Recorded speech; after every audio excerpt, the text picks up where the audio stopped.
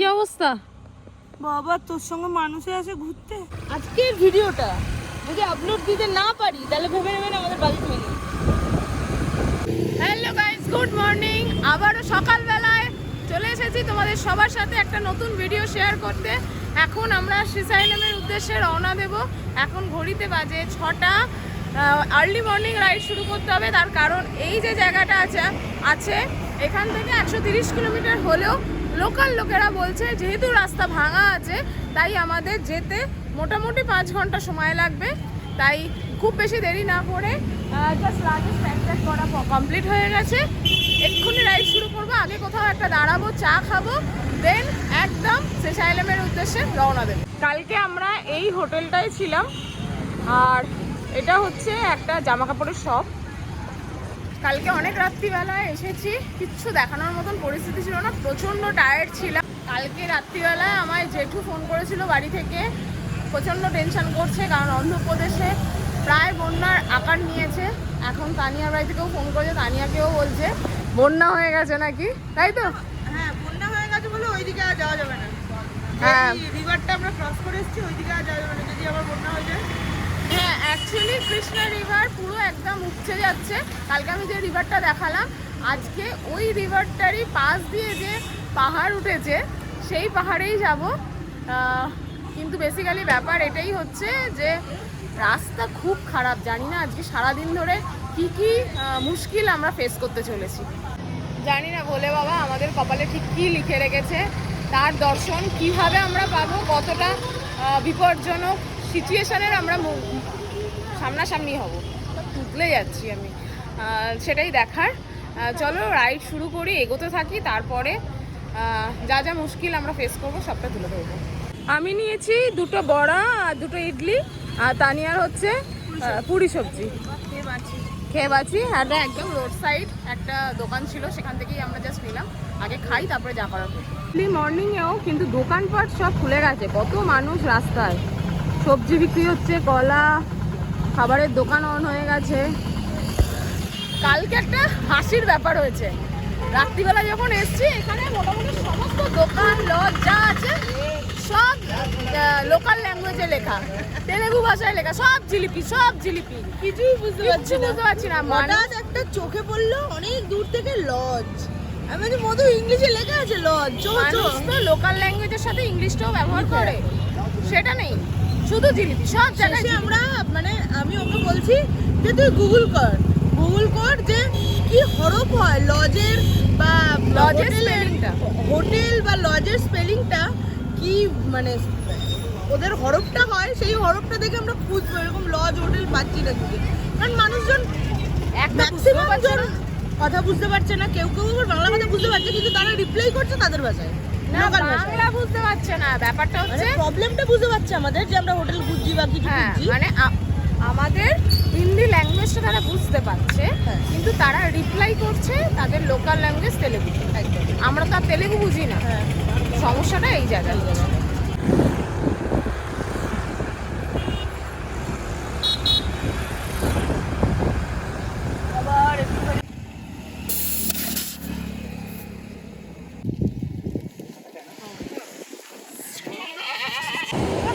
ব্যথা হয়ে গেল, এত আস্তে আস্তে গাড়ি চালাচ্ছি, টার্ন নিচ্ছে না, 30-35 এর ওপরে গাড়ি তোলাই যাচ্ছে না, তুললেই পুরো হেলিয়ে দিচ্ছে গাড়ি, ডান দিকে টান নিয়ে নিচ্ছে, এই দিক থেকে হাওয়াটা আসছে, কিভাবে যে পৌঁছানোর থেকে বড় কথা আজকে সব থেকে চাপ যাচ্ছে। হ্যাঁ, মানে হিলে যাচ্ছে না গাড়ি তো টানাই যাচ্ছে না, যাবোটা কি করে? কালকে ভাগ্যিস ওদের কথা শুনে আর এগোইনি, মেলাটা আমরা বেরোইনি একদম, না হলে বিশাল বিপদে পড়তাম। লোকজনের কথা শোনা অবশ্যই দরকার, যেখানে এসেছি সেখানে স্থানীয় লোকজনের কথা শোনাটাই দরকার। এখানে ধান বপন করছে, ধান গাছ বপন করছে, আর এই জায়গাটাতে রেডি হচ্ছে জমিটা আর কি। আর এখানেও এনারা কি সুন্দর ধান গাছগুলোকে বসাচ্ছে, খুব সুন্দর লাগছে।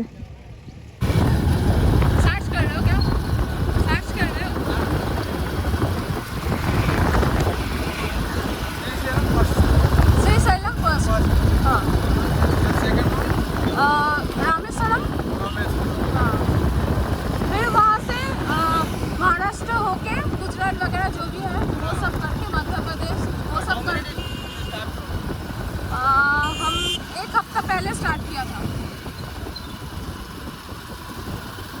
पहले पूरी जगन्नाथ धाम वो पहले दर्शन करके स्टार्ट किया, फिर अभी ज्योतिर्लिंग कवर कर। Thank you okay bye.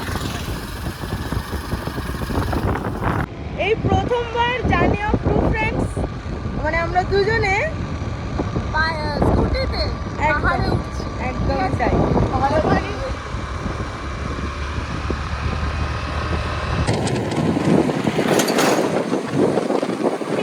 কাল রাতে যে কারণে এই রোডটা দিয়ে আসতে না করছিল স্থানীয় লোকরা, রাস্তা পুরো ভেঙে গেছে, রাস্তা তৈরির এখন কাজ চলছে। খুব খারাপ রাস্তা, খুব খারাপ রাস্তা, তো ধুলো উঠছে, এর আগেও ছিল অনেক জায়গায়। এই যে রাস্তা পুরো নষ্ট হয়ে গেছে।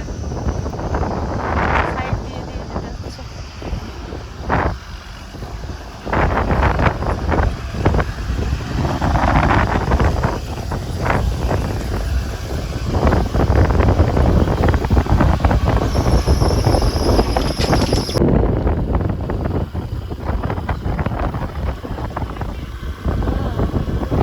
সিরসা এলাম যাওয়ার আগে, এটাই হলো লাস্ট পেট্রোল পাম্প। একটু তেল ভরে নিলাম, একটু আগেই ভরেছিলাম যদিও।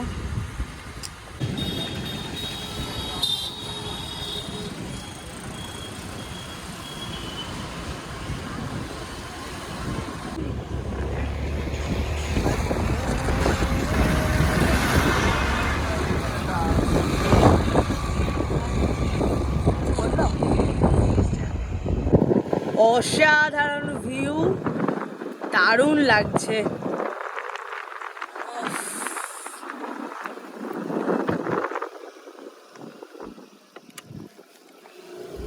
বাঘ আছে মনে হয়, জানিস তো? এইসব বাজে কথা একদম বলবি না। ওখানে বাঘের ছবি আমি জানি না। তাড়াতাড়ি চল। এরকম পেটে যদি না দিয়ে যাস তাহলে আরে আমাকে বাঘের পেটে দিস না, বাঘ অনেক মাংস পাবে আমাকে পেলে। হাট।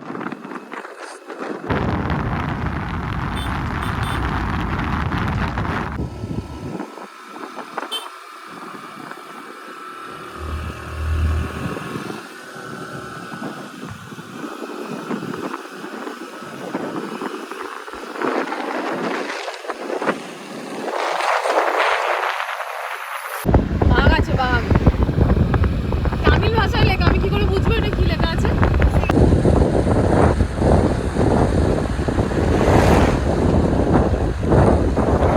দেখ এখানে কি লেখা, অ্যানিমাল ক্রসিং জোন। তুই এখানে দাঁড়িয়ে আমার গেলি। জল তেষ্টা পেয়েছে। এই জল পরে খাবি, কোন অ্যানিমাল আসবে কে জানে, যদি বাঘ চলে আসে। তো বাঘ আসবে তো এখানে বাম্পার দেওয়ার কি আছে? আর বাঘ যাতে ধাক্কা না খেয়ে যায় তাই জন্য বাঘ। না, বাঘ ধাক্কা খাবে না, আর আমরা মরবো নাকি? হ্যাঁ আমরা বললে বাঘ সেভ করতে হবে। সেই সেই তাই তো তাই তাই। আর 2 কিলোমিটার বাকি।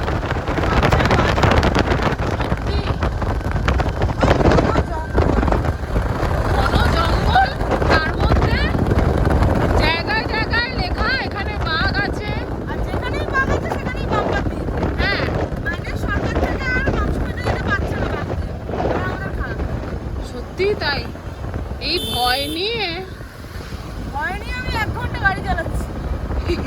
আসবি আর অ্যাডভেঞ্চার করতে আমার সাথে। বাবা, আমি যদি জানতাম নাক কান কেটে বাড়িতে ঘুরে বেড়াতাম। ওই জন্য তো আমি আগে থেকে কিছু বলিনি। মা গো মা। আমি যদি আগে থেকে বলে দিতাম তাহলে থরি তুই এখানে আসতিস। আরে না, যদি না জানতাম যে বাঘ নেই, ঠিক আছে, জায়গায় জায়গায় পোস্টার লাগিয়ে রেখে দিয়েছে যে এখানে এই জোন, এখানে ওই জোন, এখানে এই পাখি, এখানে ওই। কি আসছে সামনে দিয়ে ওটা? কুকুর, তাহলে ঠিক আছে।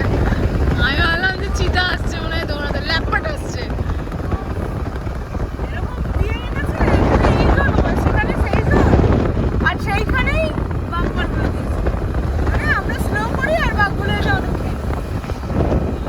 আইডিয়াটা বুঝেছি, হ্যাঁ আইডিয়াটা বুঝেছি। আইডিয়াটা বুঝেছিস তো? শিকারের নতুন পন্থা। কি দরকার এখানে যখন টাইগার জোন? এটা টাইগার জোন, এখানে বাম্পার দিয়ে রেখেছে। কি অবস্থা? বাবা তোর সঙ্গে মানুষে আসে ঘুরতে? কেন আগো বাঘের পেটে যেতে যেতে আজকে বেঁচেছি। যাস তো নি, আর যদি যেতাম? গেলে যেতিস, এমনিতেই ওরা ঠিকঠাক করে খাওয়া দাওয়া করতে পারে না। হ্যাঁ, এটা কিন্তু ঠিক, যেখানে বাঘ সেইখানে, যেখানে বাঘের পোস্টার সেখানে বাম্পার। বাম্পার। কেন আমরা স্লো করবো আর আমাদের বাঘটা এসে খাপত করে ধরবে নাকি? ও মা, এই কারণেই তোকে প্রথম থেকে বলিনি। রাস্তা রাস্তা দুর্দান্ত রাস্তা, খুব ভালো লাগছিল গাড়ি চালাতে, আসতেও খুব ভালো লাগছে। কিন্তু ব্যাপার হচ্ছে যে এই যে এরকম একবার বাঘ দেখাচ্ছে, একবার সিংহ দেখাচ্ছে, একবার চিতা দেখাচ্ছে, এইসব দেখিয়ে মাথা খারাপ করে দিচ্ছে। যাই হোক, বাদরের খুব উৎপাত, পিছনে একটা বাদর আসছে। ভিডিওটা ঘোরা, ভিডিওটা ঘোরা, ভিডিওটা ঘোরা, তাড়াতাড়ি ঘোরা। না না ঘোরাবো না। আর দে আমায় দে। এই যে এদের জ্বালায় কিচ্ছু করতে পারছি না, এদের জ্বালায়, এদের জ্বালায়। আর এই এর জ্বালায়, এর জ্বালায়। এই যদি বলতো যে এখানে বাঘ আছে, আমি জীবনেও আসতাম না। আমি জন্তু নাকি? তুই জন্তু না, তুই মানুষ, কিন্তু তাও তোর জ্বালায় আমি চলছি। অ্যাডভেঞ্চারটা কেমন লাগলো? একটু আগে তো বলছিলি চল জঙ্গল সাফারিতে যাই। না না, জঙ্গল সাফারিতে যাবো, বাট সেটাতে প্রোটেকশন নিয়ে যাবো। আর এখন তো আমাদের কাছে কিছু প্রোটেকশন নেই না। এই যে এই যে স্মোকিং না তো মনে হচ্ছে বাঘ আছে বলে, কিন্তু ব্যাপার হচ্ছে আমরা ভিডিওটা, আজকের ভিডিওটা যদি আপলোড দিতে না পারি তাহলে ভেবে নেবেন আমাদের বাজেট হয়নি। ওরা কি করে ভাববে? আরে আপনারা না পেলেই তো বুঝবেন যে আমাদের একটা কিছু বিপদ হয়েছে, মানে বাঘই খেয়ে নিয়েছে। আর যদি বেঁচে ফিরি তাহলে তো স্লো ডাউন ফর ওয়াইল্ড হ্যাঁ, অ্যানিমেল। এই যে 30 কিলোমিটারে চালাতে বলছে। আসলে তো কাপাত করে খেয়ে নেবে। খাবে, আয় আয় আয়, এবার তুই যতক্ষণ দাঁড়িয়ে থাকবি ততক্ষণ যদি আসে। আমি পালাবো। ফাইনালি আমরা পৌঁছে গেছি সিরসাইলাম। শিব পার্বতী বসে আছে। টেম্পলের পাশে অনেকগুলো সদন আছে, যেমন মল্লিকা অর্জুন সদন, গঙ্গা সদন, আরও আম্বা সদন, অনেক ধরনের সদন আছে। তো আমরা গঙ্গা সদনে এখন রুম নিলাম, নন এসি রুম, 500 টাকা করে, আর 500 টাকা ডিপোজিট নিল। এই পার্চিটা দিল, এটা যদি কালকে আমি ফেরত দিই তাহলে আমাকে 500 টাকা দেবে। রুম এখন সাফাই চলছে। हो गया, सफाई हो गया। सफाई हो गया। झाड़ू मार दिया, हो गया। बेडशीट डाल दिया। बेडशीट अभी डाल दिया, तुम्हारे काम में निकाल दिया, निकाल के दूंगा। আমরা বাইরে ওয়েট করছিলাম, এবার ওগুলো নিয়ে। রুম খুব একটা ভালো না, তাই তো?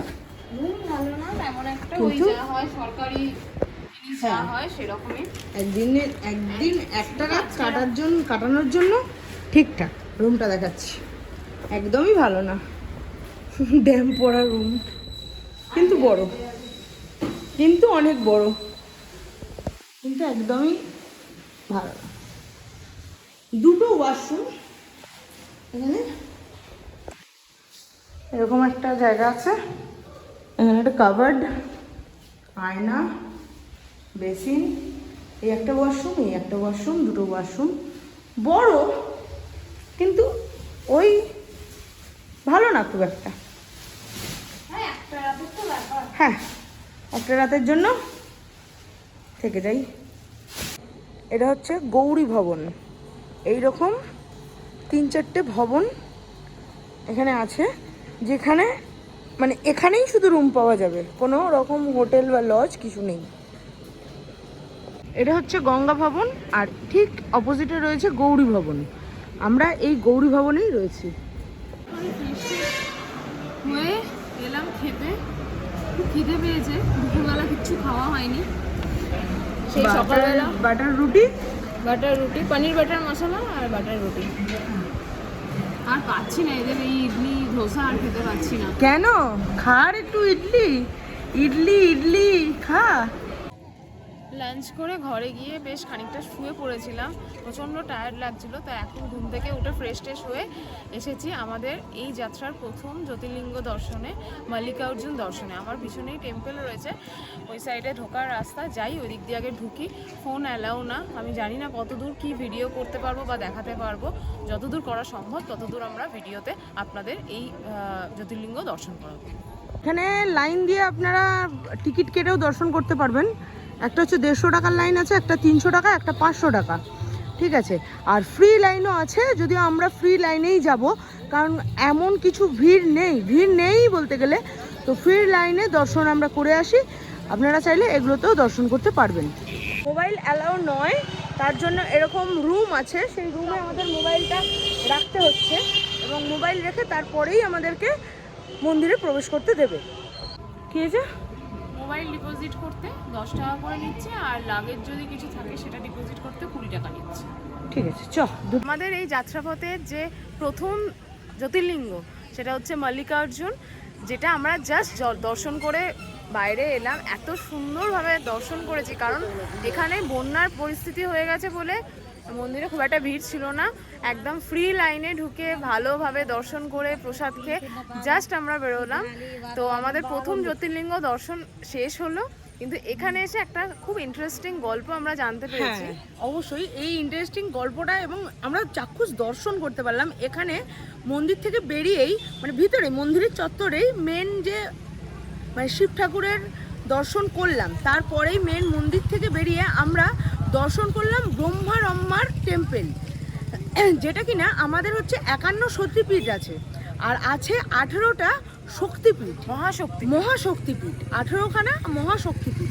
সেই 18খানা মহাশক্তিপীঠের যে 1 নম্বর শক্তিপীঠ, সেটা হচ্ছে আমরা দর্শন করে এই জাস্ট বাইরে বেরোলাম।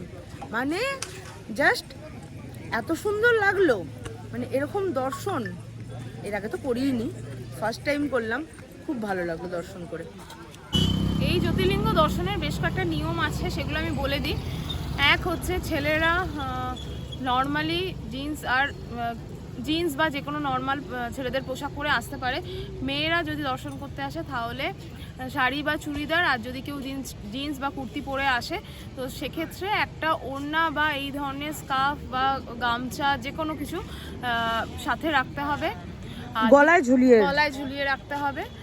আর দ্বিতীয় ব্যাপার হচ্ছে এখানকার যে টাইমিংটা আছে সেটা হচ্ছে সকাল 6টা থেকে দুপুরবেলা 3:30 পর্যন্ত, এবং বিকেলবেলা সন্ধ্যে 6টা থেকে রাত্রি 10টা পর্যন্ত খোলা থাকে। আজকে কোনো কারণবশত রাত্রিবেলা 8:30টার সময় বন্ধ করে দেওয়া হবে।